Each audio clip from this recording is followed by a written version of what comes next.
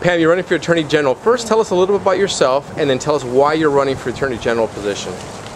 Well, I'm a fourth-generation Floridian, born and raised in Tampa. I've been a career prosecutor for 18 years. I've worked in the state attorney's office. I've handled virtually every kind of case that the Attorney General on the criminal side would handle: identity theft, mortgage cases, crimes against the elderly, cyber crimes, and more recently I handle first-degree murders and capital cases. Question. First one is, do you support or oppose efforts to limit the attorney's fees against the Attorney General by the Attorney General for outside counsel? The outside counsel is sometimes hired by the Attorney General. That's a very important issue, and I have not looked at the exact cap. I know that General McCollum has placed a certain cap on it, and I don't know how he came up with that exact number, but what I could tell you I would do as Attorney General is keep as many cases absolutely as possible and try them in-house, where you wouldn't have to hire outside counsel for cases unless it's some type of catastrophic case, but try to keep them in-house and handle them within the Attorney General's office. Now I want to ask you a couple of questions. The first one is, if you were in the U.S. Congress, would you have supported the stimulus package? Absolutely not. Absolutely not. Stimulus money could go for infrastructure, but what's happening is we have non-recurring dollars for recurring positions, and you can't run a business that way, and you certainly can't run a state or a country that way. Now the next question, if you in the state legislature a couple years ago, would you have supported the legislation that allows employees to carry their guns to work, or bring their guns to work, but keep them in their cars? Well, I'm very pro Second Amendment.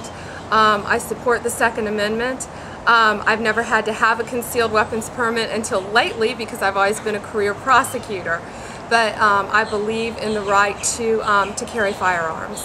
And tell us, how's the campaign rolling? I mean, when did you first sign up for the race, and how's that campaign going? You know, Javier, I got in the race very late. It was a difficult decision for me.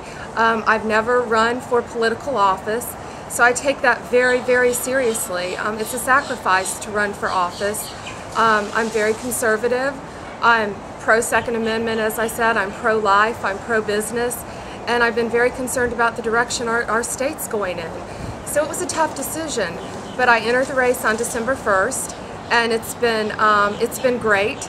And I've met a lot of great people around the state who really care about our conservative values and want to make our state a better place. I mean, we live in an amazing state, and we have to restore Florida to the most prosperous state in the country. Now lastly, I want to ask you about recently General McCollum.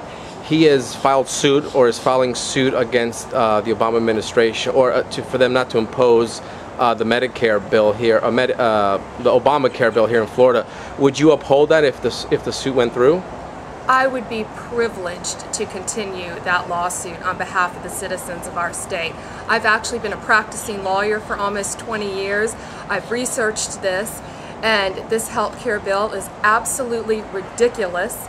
They are trying to force our citizens to have health care, and of course, if you choose not to, impose a penalty. It violates the Commerce Clause.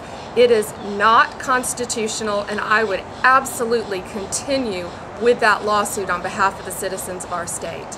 Pam Bondi, thanks for coming on the Shark Tank. Thank you.